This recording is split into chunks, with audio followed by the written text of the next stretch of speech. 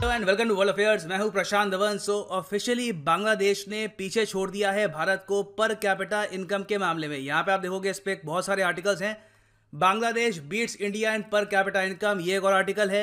Bangladesh आउटपेसेस India 2007 में इनकी per capita income हमारी पर कैपिटा इनकम की 50% थी, आधी थी।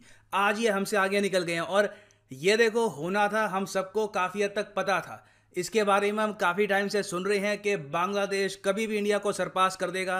अब ये ऑफिशियल यहाँ पे हो चुका है। मगर देखो, इस पर्टिकुलर वीडियो में मैं आपको दूंगा एक ब्रॉडर होराइजन। ज़्यादातर क्या होता है कि जब ये टॉपिक्स डिस्कस किए जाते हैं तो हम बहुत ही एक नैरो व्यू पॉइंट से देखते हैं कि जीडीपी पर कैपिटा में बांग्लादेश आगे निकल गया, बांग्लादेश एशिया का किंग होगा, पाकिस्तान इंडिया दोनों को पीछे छोड़ दिया। इसमें जो ओवरऑल जो मैसेज जाता है वो वाइडर एक विजन का नहीं होता। तो यहाँ पे मैं आपको बताऊंगा कि इस डेटा का क्या इम्पैक्ट पड़ता है भारत पे, इसकी रियलिटी क्या है और हमें इसको कैसे इंटरप्रेट करना चाहिए। नाउ सबसे पहली बात, जीडीपी पर कैपिटा ये होता क्या है। देखो, इसका बहुत ही सिंपल और सरल फॉर्मूला आपके सामने है।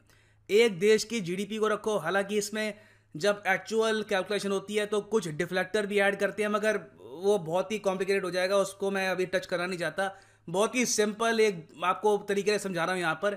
तो आप जीडीपी ऑफ द कंट्री रख दोगे, नीचे रख दोगे यहाँ पे population of that country, solve कर दो इसको and you will get GDP per capita of that respective country. दुनिया भर में ये फॉर्मूला काफी बार यूज किया जाता है ये पता करने के लिए कि एक देश के नागरिक ऑन एवरेज कितनी तरक्की कर चुके हैं, उनका इकोनॉमिक आउटपुट क्या है, उनके पास कितने रिसोर्सेज हैं। और सिंस बांग्लादेश अभी के लिए भारत से आगे निकल गया है तो इसलिए आपने देखा होगा कुछ आर्टिकल्स ये भी कह रहे हैं कि Bangladesh will be richer than Indians. ये एक्चुअली 2020 का आर्टिकल है।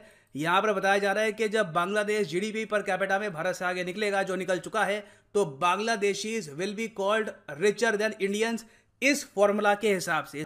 मगर अभी के लिए यह स्थिति हमारे सामने है। तो यहां पर आपके माइंड में क्वेश्चन आएगा, तो बांग्लादेश तो साउथ एशिया का किंग बन गया, क्योंकि पाकिस्तान इंडिया बांग्लादेश इकोनॉमी की जब हम बात करते हैं तो ज़्यादातर इन्हीं कंट्रीज की हम बात करते हैं। तो अगर बांग्लादेश ने पाकिस्तान और भारत को काफ़ी पीछे छोड़ दिया इस मामले में, तो क्या बांग्लादेश को हम कह सकते हैं कि साउथ एशिया का किंग बन गया? तो इसका आंसर है नहीं। देखो, जैसे मैंने आपको फॉर्मूले से दिखाया, इसमें एक बहुत बड़ा एंगल होता है आबादी का। जो बड़ी आबादी वाले देश होते हैं, स्पेशली इंडिया, जो काफ़ी बार कहा जाता है कि आने वाले 1-2 साल में चाइना को बीट कर देगा to become the world's most populous country, तो ऐसे देश को ऑब्वियसली अपनी पर कैपिटा उठाने में काफी प्रयास लगे। बस देखो, आबादी इतनी है, यहाँ पे इतने लोग हैं और सरकार कुछ करती नहीं है आबादी को कंट्रोल करने के लिए। अभी भी हमारा पॉपुलेशन ग्रोथ रेट बहुत हाई है, तो इसलिए ऑब्वियस ही बात है भारत आपको श्रीलंका, भूटान और इस केस में इवन बांग्लादेश के पीछे दिखेगा। मगर यहाँ पे बांग्लादेश की जो ओवरऑल अचीवमेंट है, मैं उसको कम नहीं कह रहा। बांग्लादेश की जो आबादी है, आप अगर देखो तो 16 करोड़ के आसपास है, काफ़ी बड़ी आबादी है। 1971 में इनको आज़ादी मिली पाकिस्तान से। एक बहुत ही ब्रूटल लड़ाई लड़ी इंडिपेंडेंस के लिए, इनके लाखों लोग मारे गए, पूरा एक जेनोसाइड हुआ। कैसे भी करके ये उभरे और आज के समय आप अगर देखो तो चाहे पेंडेमिक की वजह से हो या किसी भी कारण की वजह से हो, इन्होंने इंडिया को बीट किया है जीडीपी पर कैपिटा के मामले में। और इसमें इनकी काफ़ी मेहनत भी है। इन्होंने अपना जो टेक्सटाइल सेक्टर है इसको काफ़ी ग्रो किया है, और तरीके से भी काफ़ी मेहनत करी है। अगर ये इसी तरीके से ग्रो करते गए तो बिल्कुल ओवरऑल बांग्लादेश में क्वालिटी ऑफ लाइफ में आपको इंप्रूवमेंट देखने को मिलेगी। मगर मैं आपको ये बता दूं कि पॉसिबिलिटी है कि India in the future catch up भी करेगा एक बार जब ये पेंडेमिक का इशू है ये रिजॉल्व हो जाए।